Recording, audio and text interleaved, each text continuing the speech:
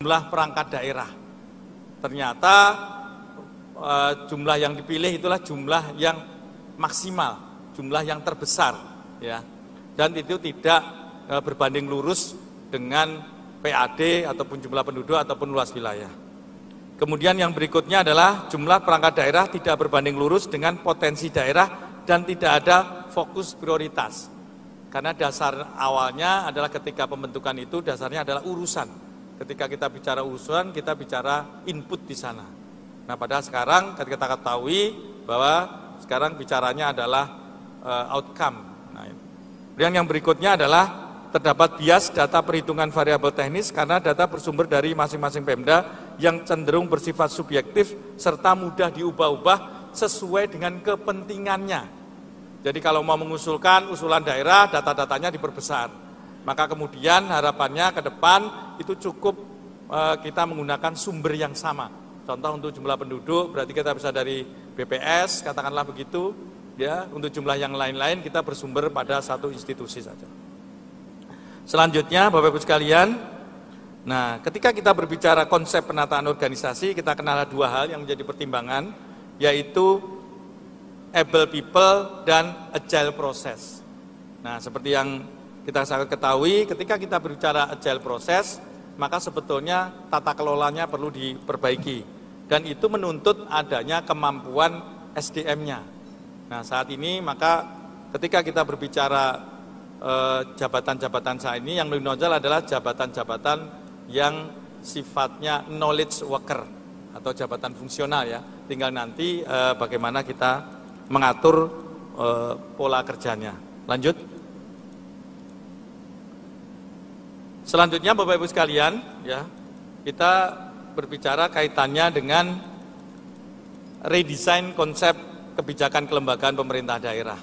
Jadi ada isu krusial kaitannya dengan kondisi existing, ya, dengan kondisi expected, kondisi saat ini dengan kondisi ke depan. Nah, kalau kita lihat isu krusial saat ini adalah tipologi sama antar urusan, kemudian maksimalisasi struktur, ya seperti yang saya katakan tadi, kemudian pola organisasi yang seragam.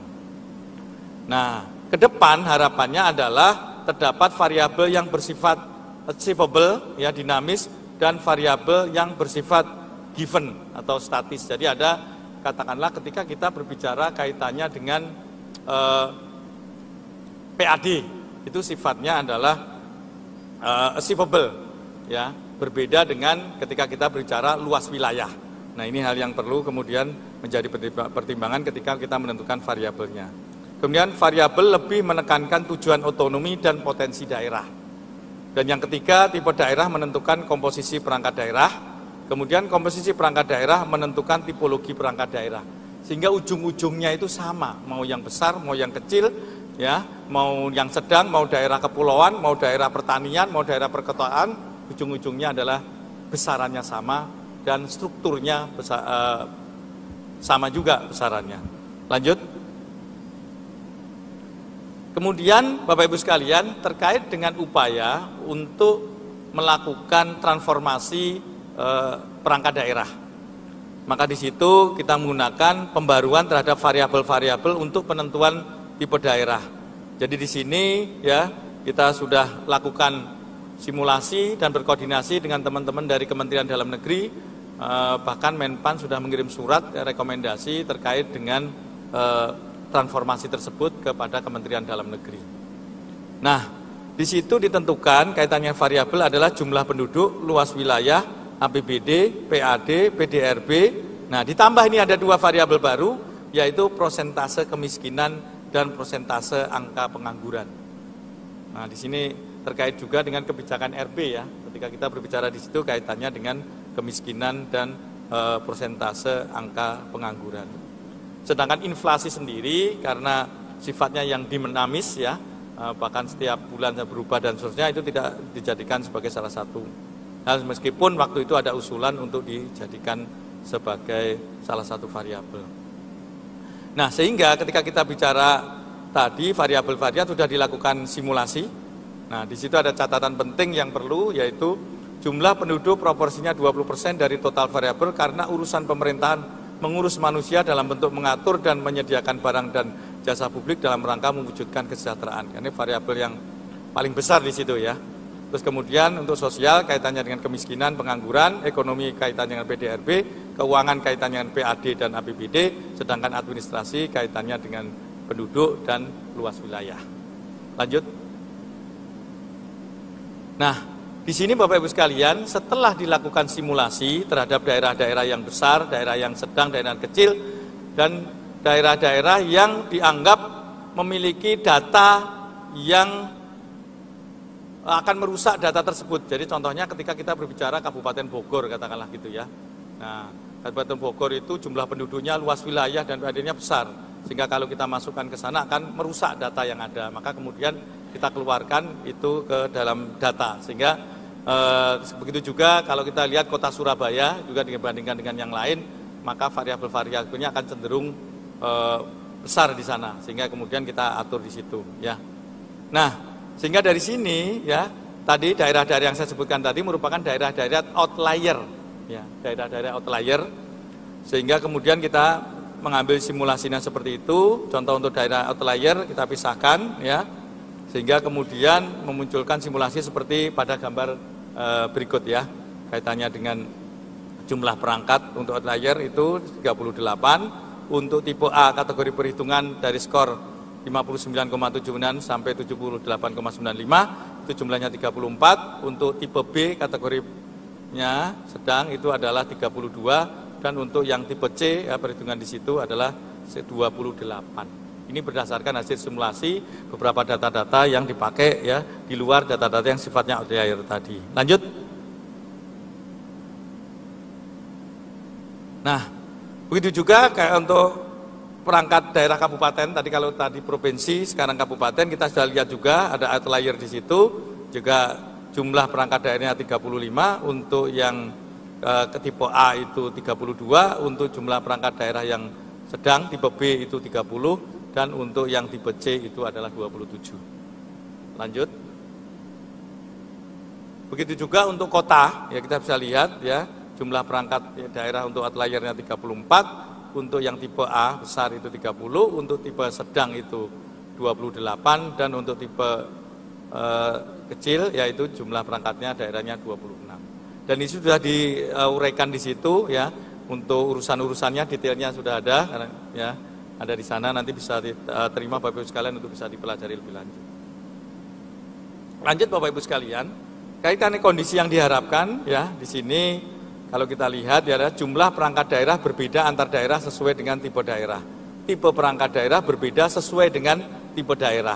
Dan model organisasi perangkat daerah berbeda antar urusan pemerintahan meskipun tipenya sama.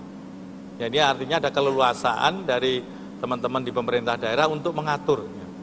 Nah, pokok transformasinya adalah pembatasan jumlah perangkat daerah berdasarkan tipe daerah besar, sedang, dan kecil seperti yang saya sampaikan tadi. Lalu pembatasan tipe perangkat daerah sesuai dengan tipe daerah. Misalnya daerah kecil dan sedang maksimal tipe B, kecuali untuk urusan pilihan. Dan berikutnya adalah organisasi perangkat daerah berbasis karakteristik urusan pemerintahan daerah. Nah, dampak dan tindak lanjutnya Bapak Ibu sekalian, di sini adalah pertama adalah dampak transformasi organisasi perangkat daerah, terdapat keselarasan antar perangkat daerah yang dibentuk dengan karakteristik potensi daerah sehingga menghindari penyeragaman besaran organisasi perangkat daerah. Artinya bisa saja daerahnya sebenarnya tipenya besar, tetapi karena demi efisiensi dan seterusnya, maka dia mengambil jumlah yang minimal. Kemudian yang berikutnya, potensi perampingan struktur daerah mendorong organisasi lebih agile melalui pengisian jabatan fungsional yang lebih fleksibel. Mitigasi risikonya adalah pemerintah daerah perlu membuat rencana penataan secara bertahap dengan mempertimbangkan masa kerja dan seterusnya. Kemudian yang kedua, pejabat yang terdampak perampingan organisasi tetap diberikan penghasilan sebagaimana yang diterima sebelumnya. Jadi kita ada Perpres 50 ya, tahun 2022 terkait dengan itu, yang ditindaklanjuti untuk daerah dengan Permendagri, sedangkan untuk instansi pusat dengan peraturan Menteri Keuangan. Tindak lanjutnya telah disampaikan surat Menteri PAN dan RB kepada Menteri Dalam Negeri tanggal 23 November 2023, hal rekomendasi strategis kebijakan transformasi organisasi perangkat daerah di lingkungan pemerintah daerah. Dan dua adalah pembaruan kebijakan ini akan menjadi masukan dalam penyempurnaan peraturan pemerintah nomor 18 tahun 2016 tentang perangkat daerah. Jadi ada 3 sebetulnya skenario. Yang pertama adalah skenario yang paling soft, yaitu mengubah lampiran PP 18 tahun 2016. Ya, itu yang paling soft. Artinya kita mengubah data-data, ya, ketentuan skala-skalanya berdasarkan data terakhir. Jadi kalau kemarin 2018, sekarang 2024, maka data jumlah penduduk, data PDRB, ya, data APBD dan seterusnya disesuaikan dengan data.